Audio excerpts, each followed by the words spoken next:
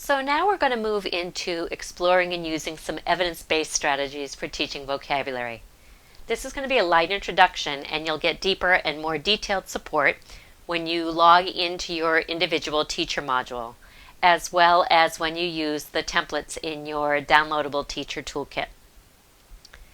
So when you're introducing a new strategy for students to use as they learn and practice vocabulary, it's really important that you use a scaffolded approach to instruction that allows for a gradual release of responsibility from the teacher to the student.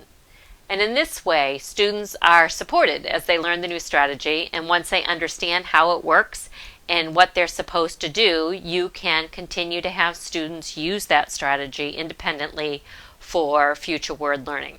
Okay, and that can be throughout the course, throughout the year. So that being said, the gradual release of responsibility is a three-step process. The first step we call the I do, and this is the teacher modeling component. The second step is the we do. In this component, the teacher works through the strategy with the class, calling on students to provide pertinent information and then adding to or clarifying as needed to ensure that students are again seeing the strategy done correctly. Once you feel confident that the students have it, the third step is the you do, and it's at this point that students will independently practice using the strategy. So I strongly recommend that the first run-through of the you do step happen first in the classroom, so that you can walk around and observe students independently applying the strategy, and then use what you see as a formative assessment to make sure that each and every student has grasped how to correctly apply the strategy.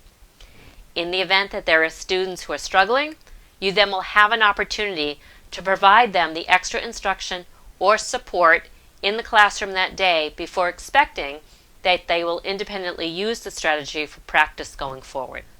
So with the gradual release of responsibility instructional process in mind, I'm going to model the I do component of using the evidence-based strategy of graphic organizers, and specifically model using a graphic organizer called the Freyer model.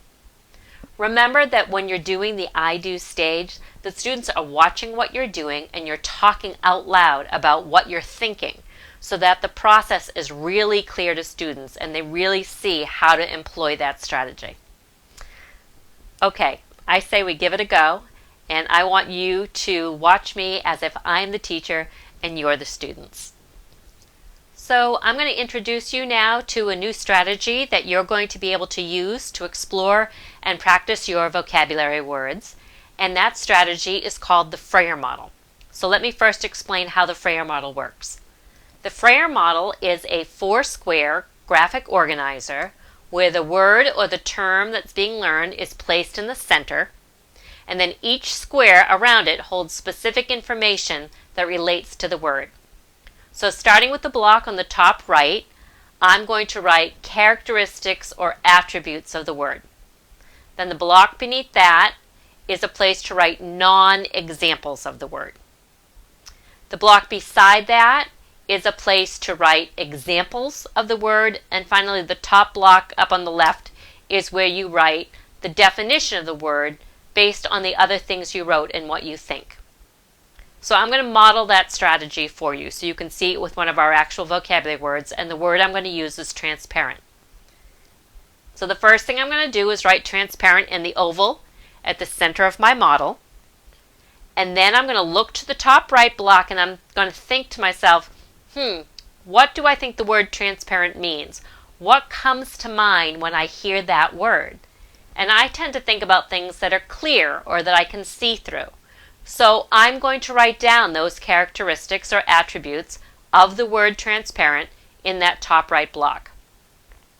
The next block underneath is asking me for non-examples. So again, I'm thinking about things then that are not clear or that I can't see through, and that makes me think about things that are solid, like a rock or a piece of metal. So I'm going to use those as my non-examples and write in rock and metal in that block. So the block next to it is where I'm thinking about examples for the word transparent. And because I said transparent is something clear or I can see through, and I think that non-examples are things like rock or a piece of metal, then when I think about the opposite of that, I start to think about things like windows or water, maybe actually specifically drinking water, because muddy water I couldn't see through. So in this block on the bottom left, I'm going to write window and drinking water as my examples. And now I have one block left, and that's here to develop and write a definition of transparent. So I look over all the things I wrote in my other blocks, and I think about what's a good definition of transparent. And I might come up with something that can be clearly seen through, or something that I can look through and clearly see an object that's on the other side.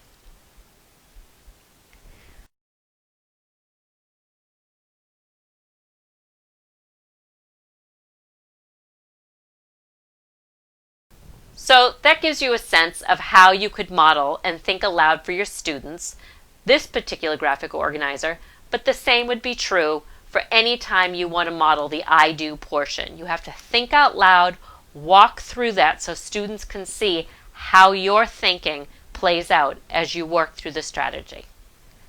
What I'm going to do now is to give you an opportunity to practice the strategy that I just modeled for you. You're going to have 3 minutes total. And in the first minute, you'll individually fill out a Frayer model template for the term of your choice. And then, with the collegial partner that you worked with earlier today, partner A will have 2 minutes to model the I do component of his or her word to partner B. Okay, so get together with your collegial partner and pull out your Frayer model template, and I'm going to get ready to start the clock timer.